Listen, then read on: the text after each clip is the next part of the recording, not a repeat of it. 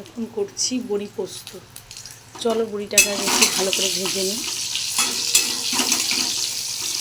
হালকা করে ভেজে নিই, লালচে ভাব চলে আসবে।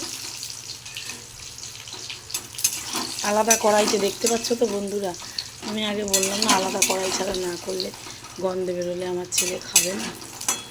আমি আলাদা কড়াইতে বড়িটা ভেজে নিচ্ছি।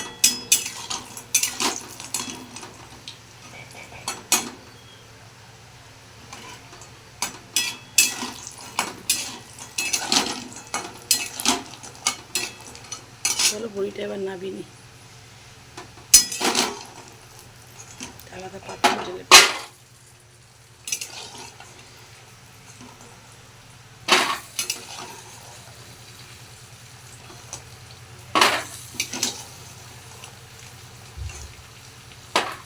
লালি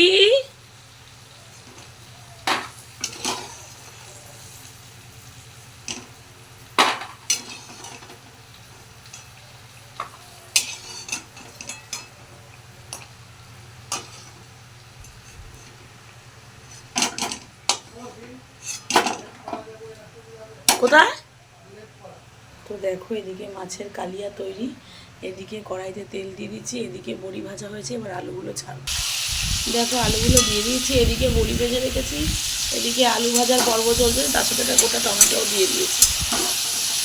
এখন একটু কিছুটা সময় ধরে নুন হলুদ দিয়ে ভাজবো।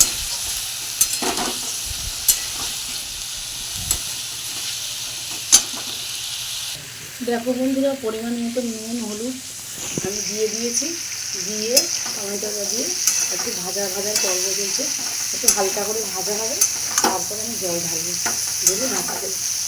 আজকে একটু লম্বা লম্বা করে পোস্ত করবো নতুন ভালো।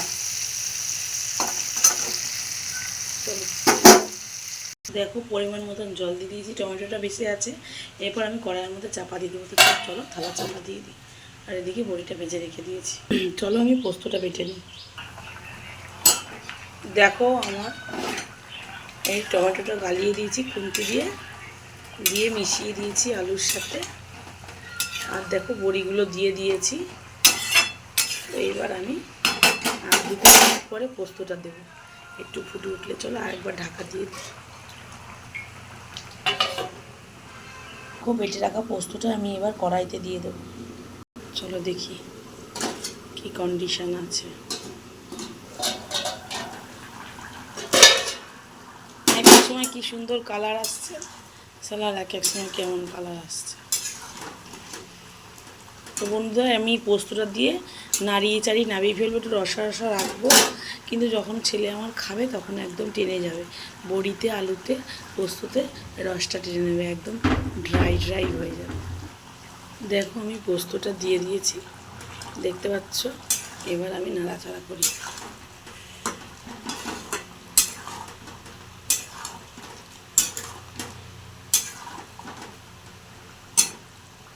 তো বিউলির ডালের পোস্ত, বিউলির ডালের এই বড়ি, বিউলির ডালের বড়ি।